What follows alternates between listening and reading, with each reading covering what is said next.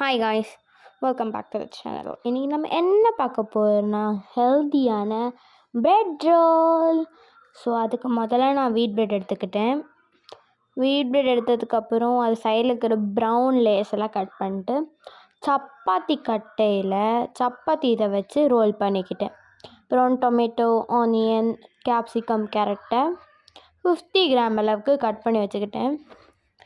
அதுக்கடுத்து soya sauce, green chilli, ketchup add பண்ணிக்கிறோம். அதுக்கப்புறம் நான் கேப்சிகமையும் கேரட்டையும் முதல்ல போட்டேன். அப்புறம் கேரட்டை தேர்டாக போடுங்க. அப்புறம் ஃபோர்த் டொமேட்டோ. ஏன்னு பார்த்தீங்கன்னா அப்போ தான் அது நல்லா கேரட்டில் உள்ளே போகும்.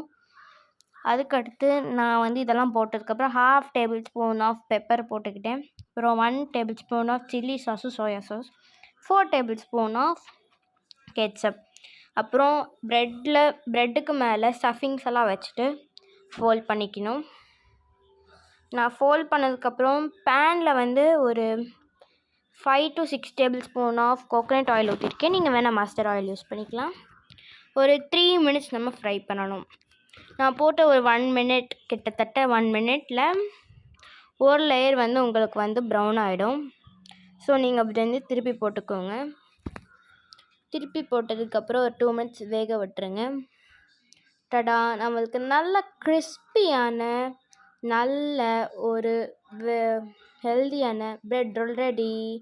பாய். இது உங்கள் நிஞ்சா கேர்ள்ஸ்.